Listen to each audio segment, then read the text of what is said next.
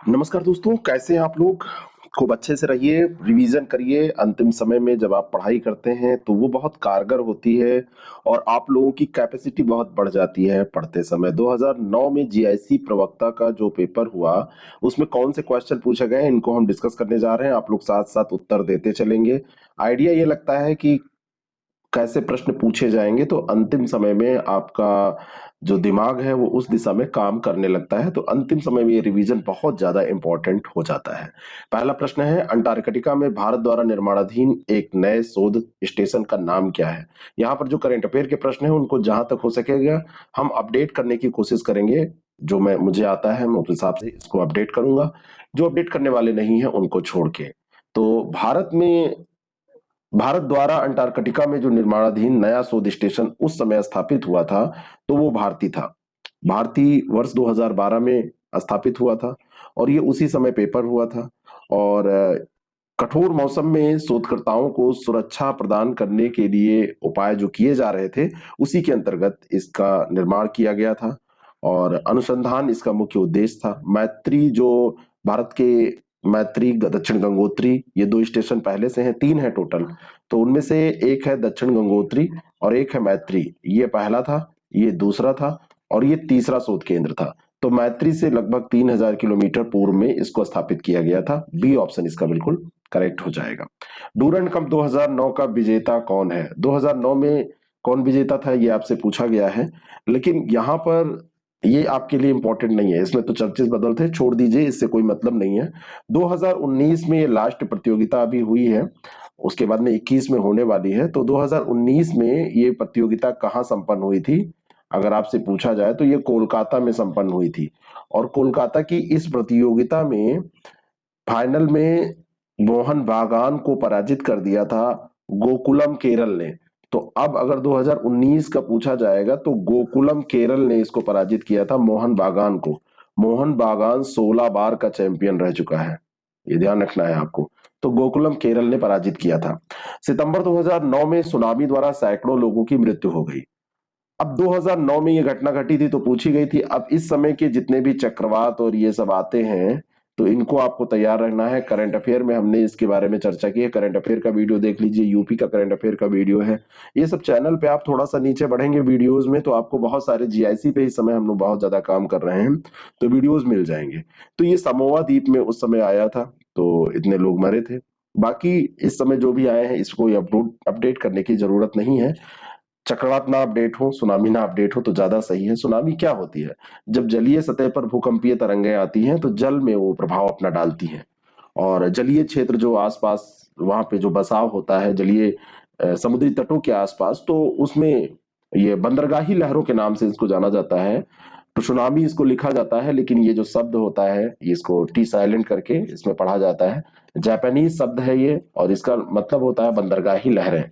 दादा साहब फाल्के पुरस्कार 2007 किसको दिया गया? ये उस समय का आपसे पूछा जा रहा है और उस समय ये मन्ना डे को दिया गया था। लेकिन 2019 का जो दादा साहब फाल्के पुरस्कार है, 91वां जो दादा साहब फाल्के पुरस्कार है, ये रजनीकांत जी को दिया गया है। रजनीकांत बिल्कुल साउथ इंडिया में देवता की तरह पूजे जाते हैं और रजनीकांत को ये मिला, 51वां था। 2019 का ये दादा साहब फाल्के पुरस्कार था। कब शुरू किया गया था दादा साहब फाल्के पुरस्कार?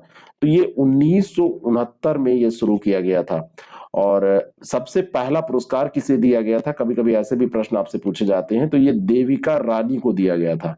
माना जाता है देविका रानी की पहली भारतीय सिनेमा एक्टर थी। इसके पहले महिलाओं का रोल भी पुरुष किया करते थे। जब देविका रानी आई तो उन्होंने महिला के तौर पर पहली बार एक्टिंग, ऐसा माना जाता है कि इन्होंने की सफल एक्टर यही थी पहली।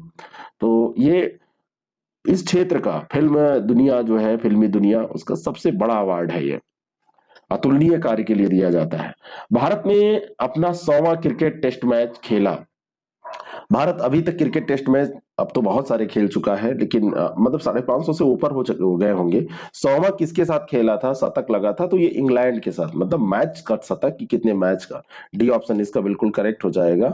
और इंग्लैंड के विरुद्ध ये 1967 में खेला था, 132 रनों से ये हार भी गया था।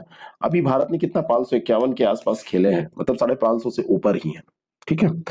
और ये ध्यान रखना है आपको। अगला जो प्रश्न है, विश्व में पेट्रोलियम का सबसे बड़ा उत्पादक कौन सा देश है? तो उस समय जब ये पेपर पूछा गया था, उस समय तो जो भी रहा हो, इस समय का हम डेटा देख लेते हैं। उस समय जो ये इसके आंकड़े हैं तो उसमें सऊदी अरब रहा होगा प्रश्न काल में, लेकिन इस समय जो है 2021 की अगर हम बात करें तो 2021 में प्रथम उत्पादक जो है वो यूएसए है। ऐसा क्रम याद कर लीजिए। यूएसए के बाद में आपका रशिया आता है, रसिया, और रसिया के बाद में आपका थर्ड स्थान पे सऊदी अरेबिया आता है ना। अब इसमें परिवर्तन थोड़ा बहुत होता रहता है, लेकिन इस समय के यही आंकड़े हैं, इनको ध्यान रखिएगा, यूएसए, रसिया और सऊदी अरेबिया। तो इस समय अगर ये इनमें से यूएसए नहीं दिया है तो आप रसिया टिक करेंगे, रसिया नहीं दिया है तो सऊदी अरेबिया टिक करेंगे, ठीक है ना। और ये भी मतलब जब ये प्रश्न काल में प्रश्न पूछा गया था तो कोई जरूरी नहीं फर्स्ट ही आपसे देके पूछ दिया जाए, दूसरे तीसरे से शुरू कर देते हैं, तो ये ध्यान रखना है आपको, कम से कम 3 स्थान तो तैयार रखिए। बॉस्फोरस जल संधि जोड़ती है, आपको मैंने कल ज्योग्राफी का एक वर्ड ज्योग्राफी का रिवीजन कराया है, मैराथन एक कराया है, वो वीडियो पड़ा हुआ है, उसको देखिए और लोगों को भी शेयर करिए। ऐसे सब मुद्दों पर, सब पहलुओं पर हमने उसमें लगभग क्वेश्चन लिए हैं जो पूछे जा सकते हैं आपसे। आज शाम तक कोशिश रहेगी कि एक हिस्ट्री का अंतिम, जिसमें मेडुअल के कुछ पोर्शन जो बचे हैं और मॉडर्न के जितने भी इंपॉर्टेंट हो सकते हैं उनको करा दिया जाए। तो बॉस्फोरस जल संधि जोड़ती है किसको? तो ये काला सागर और मरमरा, ये बॉस्फोरस का रा ले लीजिए तो इसको मरमरा कर लीजिए, और काला ब्लैक से काला कर लीजिए, तो ब्लैक से काला और मरमरा सागर, इनको ये जोड़ने का काम करती है, ठीक है। और ये बाकी जो इसमें और दिया हुआ है जैसे काला सागर और ये एजियन सागर, अजोब सागर, तो कर्च जल संधि है, ऐसे इसमें दिया है एड्रियाटिक सागर और भूमध्य सागर, तो एड्रियाटिक सागर और भूमध्य सागर को ओट्रांटो जोड़ती है, ओट्रांटो जोड़ती है, ओट्रांटो, ठीक है। तो ओट्रांटो ये भी ध्यान रखिएगा। लेकिन ये बॉस्फोरस बहुत बार पूछी गई है, डी ऑप्शन इसका बिल्कुल करेक्ट है। निम्नलिखित में से कौन सा युग्म सुमेलित है? सुमेलित नहीं पूछ रहा है ना, ऐसा नहीं कि सुमेलित नहीं, ये नहीं पूछ रहा है, सुमेलित पूछ रहा है। सुमेलित नहीं नहीं पूछ रहा है, ये मैं कह रहा हूं, सुमेलित है। अधिकतर दिमाग में आता है कि सुमेलित नहीं है, नहीं, सही से पढ़िए, युग्म सुमेलित है। यहां पर ये देश है और हाँ क्या है, राजधानी है। तो साइप्रस की राजधानी तो बगदाद तो नहीं है, इसकी राजधानी क्या है, निकोसिया है, तो पहला गलत हो गया। कोई जरूरी नहीं है सब आपको याद हो। लेबनान की राजधानी बेरूत, ये सही है, टिक कर लीजिए, बी ऑप्शन इसका करेक्ट हो गया। टर्की की राजधानी अंकारा है, टर्की की राजधानी अंकारा है। यूक्रेन की राजधानी क्यू है। राजधानी शहर में आप एक बार जब सूची आप देख लेंगे तो आपके लगभग क्वेश्चन सही हो जाते हैं। फॉकलैंड धारा प्रवाहित होती है, धाराओं पे भी कल हमने उसमें प्रश्न किए थे, हर तरीके के प्रश्न उसमें ले लिए थे जहां जहां से उम्मीद है पूछे जाने की। दक्षिण अमेरिका के पूर्वी तट पर आप जाएंगे तो वहां पे फॉकलैंड धारा आपको मिलेगी अर्जेंटीना के पूर्वी तट के सहारे प्रवाहित होते हुए, सी ऑप्शन इसका बिल्कुल करेक्ट हो जाएगा। अब इसके बारे में थोड़ी सी बात कर लें तो ये ठंडी जल धारा है ना।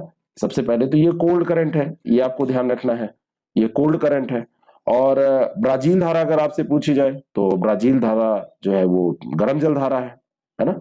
और वहीं पे ये ब्राजील धारा, फॉकलैंड धारा जहां पे मिलती है तो वहीं पे अर्जेंटीना तट जो है वहीं पर ये मिल जाती है, और वहां पे मिलेगी तो सारी अनुकूल स्थितियां मछली उत्पादन के लिए भी हो जाएंगी। टर्की का कौन सा नगर, लेकिन उतना ज्यादा बृहद पैमाने मतलब उसको जाना नहीं जाता है क्षेत्र, लेकिन हो जाएंगी। टर्की का कौन सा नगर पश्चिम का द्वार कहलाता है? अब ये क्वेश्चन कल हमने उसमें आपको रिवाइज कराया था। मुझे लगता है कि ऐसे प्रश्न पूछे जाएंगे, ऐसे ही प्रश्न उसमें हमने रखे ही हैं, उसको देखिए जरूर। तो यह है इस्तांबुल, डी ऑप्शन इसका बिल्कुल करेक्ट है। और अभी भी टाइम है, अगर आपको प्रैक्टिस करना है तो 15 पेपर हैं 40-40 क्वेश्चंस के, उन सेट को लेके 2 दिन में बैठ के प्रैक्टिस कर डालिए, काफी रिवीजन हो जाएगा। डायरेक्टली तो 600, लेकिन इनडायरेक्टली आपके 1500-2000 प्रश्न तैयार हो जाएंगे। तो इस्तांबुल जो है ये यूरोप को और एशिया को जोड़ने का काम करता है, और इसीलिए पश्चिम का द्वार इसको कहा जाता है। निम्नलिखित में से कौन सा नीति निर्देशक तत्व है? समान आचार संहिता, प्रेस की स्वतंत्रता, धर्म की स्वतंत्रता, विधि की समक्ष समानता। तो ये प्रेस, धर्म, विधि ये सब फंडामेंटल राइट है, एफआर है। और जो ये समान आचार संहिता है ये डीपीएसपी है, डीपीएसपी है, ए ऑप्शन इसका करेक्ट है। भारत का राष्ट्रपति राष्ट्रीय आपात की घोषणा कर सकता है यदि खतरा है, किस स्थिति में कर सकता है? अगर बाहरी आक्रमण का खतरा है या सतत विद्रोह का है, आंतरिक अशांति को हटा दिया गया, सांप्रदायिक संघर्ष भी इसमें नहीं है, पहले आंतरिक अशांति था, तो 1 और 3 ये सही इसके उत्तर हो जाएंगे, और इस लिहाज से डी विकल्प सही हो जाएगा। संविधान का जो भाग 18 है उसमें अनुच्छेद 352 से लेके 360 तक ये प्रावधान किए गए हैं। 352 के तहत राष्ट्रीय आपात की घोषणा जब युद्ध, बाह्य आक्रमण या सतत विद्रोह होता है वैसे में किया जाता है। और 1978 में 44वां संविधान संशोधन जब किया गया था तो आंतरिक अशांति को सशस्त्र विद्रोह सबसे विस्थापित कर दिया गया था। यही आंतरिक अशांति को ही इससे रिप्लेस किया गया था, तो ये हटा दिया गया, ये बचा है, ध्यान रखना। भारतीय संविधान के किस अनुच्छेद के तहत सर्वोच्च न्यायालय भारतीय नागरिकों के मौलिक अधिकारों की सुरक्षा करता है? मैं इसको भी रिवाइज करा दूंगा, पॉलिटी को भी। तो भारतीय संविधान की किस अनुच्छेद के तहत ये करता है मौलिक अधिकारों की सुरक्षा? और ये बहुत इंपॉर्टेंट प्रश्न है। तो अनुच्छेद जो 32 है, अनुच्छेद 32 और अनुच्छेद 226 है, इसके अंतर्गत उच्च न्यायालय, सर्वोच्च न्यायालय 32 के तहत। और अगर हाईकोर्ट की बात करेंगे, माननीय उच्च न्यायालय, तो ये 226 आर्टिकल है, उसके तहत मौलिक अधिकारों के उल्लंघन की स्थिति में उपचार प्रदान करते हैं। तो डी ऑप्शन यहां पर हो जाएगा, क्योंकि यहां पे सर्वोच्च न्यायालय पूछा गया है, सुप्रीम कोर्ट पूछा गया है। भारत के संविधान के किस अनुच्छेद में उसके संशोधन की प्रक्रिया दी गई है? तो संविधान संशोधन अनुच्छेद 368, आर्टिकल जो 368 है, इसमें संशोधन की प्रक्रिया दी गई है। और भाग कौन सा है? ये भाग 20 है, भाग है 20, अगर भाग आपसे पूछ लिया जाए, है ना। 3 प्रकार के संशोधन हो सकते हैं, अगर प्रकार पूछे जाए तो 3 प्रकार के संशोधन है: संसद के साधारण बहुमत से, 2/3 बहुमत से, और राज्य के विधानमंडल की स्वीकृति से। यही 3 प्रकार हैं। निम्नलिखित में से किस अधिकार को बी.आर. अम्बेडकर द्वारा संविधान का दिल और आत्मा कहा गया था?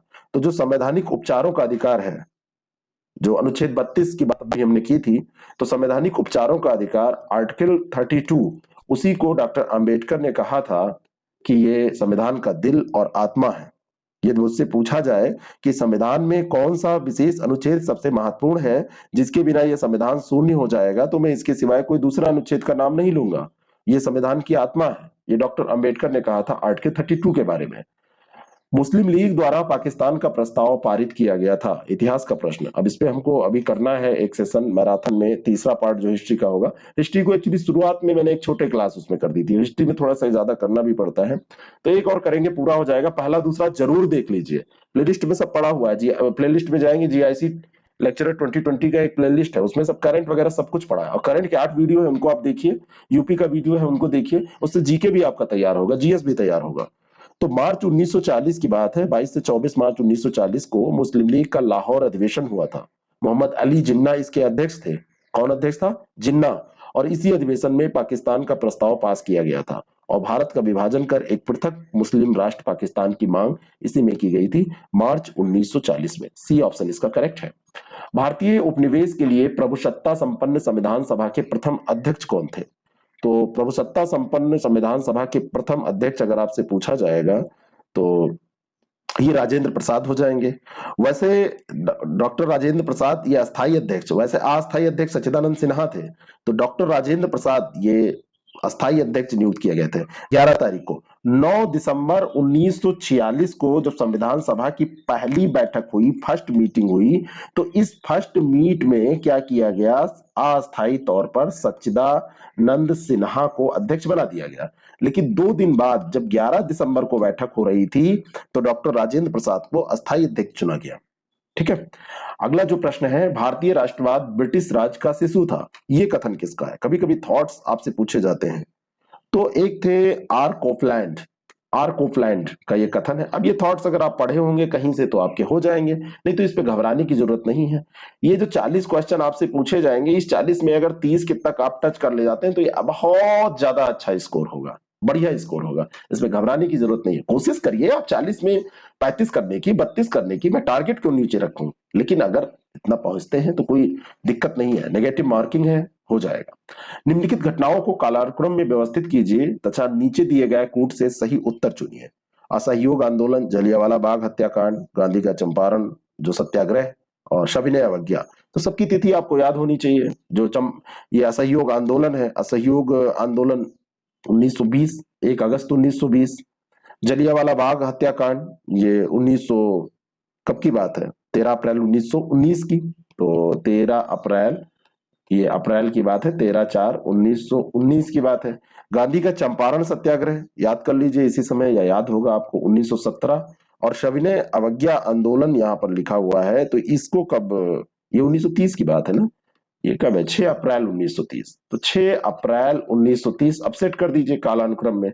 तो सबसे पहले इसमें गांधी का चंपारण होगा, A3 हो जाएगा सबसे पहले, है ना। ये A1 A2 ऐसे दिया हुआ है, इससे क्रम ही है, इसमें A1 A2 नहीं करना चाहिए, लेकिन जो भी है इसमें ये होना चाहिए कि 3 सबसे पहले होगी घटना, और 3 के बाद में ये 2 नंबर की जो घटना है यहाँ पर लिखी है, जलियांवाला बाग हत्याकांड, ये हो जाएगी। उसके बाद में पहले पहले नंबर की घटना सविनय असहयोग आंदोलन, और फिर चौथे नंबर की। तो 3 2 1 4 सी ऑप्शन इसका करेक्ट हो जाएगा। यहाँ पे सही होना चाहिए 3 2 1 4, ये ए नहीं लिखा होना चाहिए। पूर्ण स्वराज की घोषणा भारतीय राष्ट्रीय कांग्रेस के अधिवेशन में हुई थी, किस अधिवेशन में हुई थी? तो 1929 की बात है, और 1929 में भी अगर आपसे पूछ लिया जाए किस महीने की बात है, तो आप नोट कर लीजिए, ये दिसंबर 1929 की बात है। और दिसंबर 1929 में रावी नदी के तट पर एक लाहौर में अधिवेशन हुआ था। उसी में, लाहौर के अधिवेशन में पूर्ण स्वराज की घोषणा की गई थी। शेख निजामुद्दीन औलिया की दरगाह कहां पर स्थित है? तो शेख निजामुद्दीन औलिया जो है, चिश्ती सिलसिले के जो संबंधित गुरु हैं, उनके 2 प्रमुख शिष्य हुए। एक जो बाबा गजे शंकर, बाबा फरीद जो थे, ऐसे याद करिए, एक थे बाबा फरीद, और बाबा फरीद के 2 शिष्य हुए। उन शिष्यों में से एक थे औलिया और एक थे साबिर। साबिर का नाम पूरा क्या था? हजरत अलाउद्दीन साबिर। तो औलिया जी जो थे, ये औलिया, और एक साबिर। तो जो औलिया हैं, इनकी दरगाह दिल्ली में स्थित है ना। और ये ग्यासपुर स्थान पड़ता है, ग्यासपुर दिल्ली में, वहीं पे इनको दफनाया गया था। तो सी ऑप्शन इसका बिल्कुल करेक्ट है। अगला जो प्रश्न, और ये जो बाबा फरीद के नाम से जाने जाते हैं, यहाँ पे बताने का मेरा मतलब ये था, इनका नाम था बाबा फरीदुद्दीन गजशंकर, बाबा फरीद इनको कहा जाता था। निम्नलिखित में से किस मुगल सम्राट ने अंग्रेजों को बंगाल में शुल्क मुक्त व्यापार की सुविधा प्रदान की थी?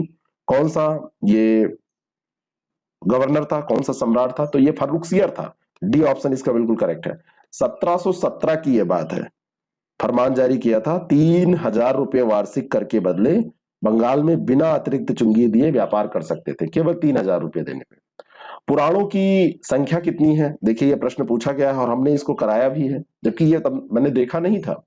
तो ये लगता है कि ऐसे पूछे जाएंगे। मत्स्य पुराण, भविष्य पुराण, ब्रह्मांड पुराण, मार्कंडेय पुराण, भागवत पुराण, गरुड़ पुराण, पद्म पुराण, लिंग पुराण, कूर्म पुराण, ऐसे 18 पुराण है, अष्टादश पुराण, 18 पुराण है।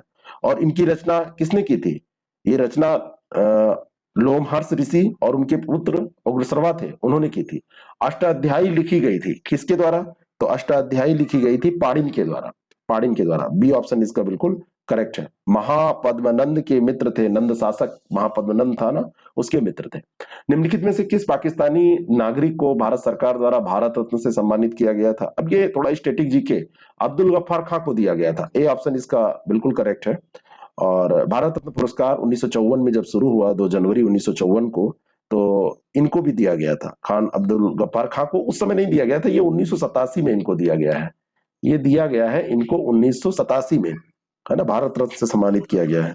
और ये पहले ऐसे भारतीय थे, पहले ऐसे भारतीय थे जो, मतलब सॉरी, ऐसे पुरस्कार प्राप्त करता थे जो गैर भारतीय थे। ऐसा गैर भारतीय पहले पुरस्कार प्राप्त करता। हमारे शरीर में आनुवांशिकता की इकाई को क्या कहते हैं? बहुत सरल प्रश्न है, तो इसको जीन कहते हैं। ग्रेगर जॉन मेंडल ने आनुवंशिकता के बारे में सबसे पहले खोजबीन की। फादर उनको कहा जाता है, फादर ऑफ ये आनुवंशिकता जो है, हेरिडिटी, ठीक है। और क्रोमोसोम पर स्थित डीएनए की बनी कुछ सूक्ष्म संरचनाएं होती हैं जो आनुवंशिक लक्षणों का निर्धारण उन्हीं के द्वारा होता है, उनका एक पीढ़ी से दूसरे पीढ़ी में स्थानांतरण होता है, उन्हीं को जीन कहते हैं। और जीन कहाँ पाए जाते हैं? ये डीएनए से बनी हुई क्रोमोसोम पर स्थित कुछ संरचनाएं होती हैं। अगला जो प्रश्न है, अम्ल वर्षा के लिए उत्तरदायी गैसीय प्रदूषक। ज्योग्राफी में ये भी क्वेश्चन हमने किया, तो वहां पे हमने आपको बताया कि इसमें सल्फर डाइऑक्साइड भी आपको मिलेगा, सल्फर डाइऑक्साइड के साथ में नाइट्रस ऑक्साइड भी मिलेगा, ठीक है। तो ये डी ऑप्शन इसका बिल्कुल करेक्ट हो जाएगा। अगला जो प्रश्न है, कुष्ठ रोग उत्पन्न किया जाता है, कारक क्या है? जीवाणु है, विषाणु है, कवक है, प्रोटोजोआ है? तो कुष्ठ रोग जो है संक्रामक रोगों में माना जाता है। माइकोबैक्टीरियम लेप्री और माइकोबैक्टीरियम लेप्रोमेटासिस, ये जीवाणु होते हैं, उनके द्वारा किया जाता है इसका। बैक्टीरिया होते हैं। ए ऑप्शन इसका बिल्कुल करेक्ट हो जाएगा। ग्रहों की गति के नियम प्रतिपादित किए गए थे, तो बहुत इंपॉर्टेंट प्रश्न है, यह कैपलर के द्वारा किया गया था। बी ऑप्शन इसका बिल्कुल करेक्ट है। कैपलर जो थे ये जर्मन थे, जर्मन गणितज्ञ और खगोलविद थे। जॉन कैपलर इनका नाम था। आकाशीय पिंडों की गति का इन्होंने वर्णन किया था। ग्रहों की गति के नियम भी प्रतिपादित किए थे, 3 नियम दिए थे इन्होंने। एक जेट इंजन की कार्यप्रणाली निम्न के संरक्षण पर निर्भर करती है। तो ये जेट इंजन जो होता है वो रेखीय संवेग के सिद्धांत पर काम करता है। सी ऑप्शन इसका बिल्कुल करेक्ट है। और ये ऑक्सीजन, वही परिवेश जो इसका होता है वहीं से ऑक्सीजन प्राप्त कर लेता है और उसी ऑक्सीजन को अपने थ्रस्ट के लिए यूज करता है। थ्रस्ट जो लगाता है, जोर लगाता है, उसके लिए यूज करता है। तो आपको ये कैसा लगा? अगर अच्छा लगा तो आप इसको पसंद करें, नए हैं तो चैनल को सब्सक्राइब जरूर करें। अगर आपको लगता है कि आप ही की तरह किसी दूसरे के लिए ये क्लास उपयोगी हो सकती है तो उस तक जरूर पहुंचाएं।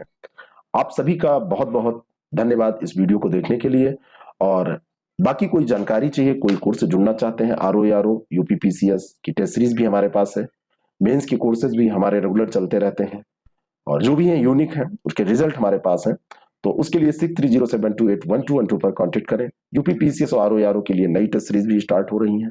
पुरानी टेस्ट सीरीज जो चल रही है, पुरानी उसमें कुछ नहीं है, वो केवल करंट अपडेट होता रहता है। करंट तो वैसे भी हम आपको देते हैं, उनके लिए भी आप हमसे कांटेक्ट करें और हमारा ऐप जरूर डाउनलोड करें, IAS prep academy app. Thank you so much.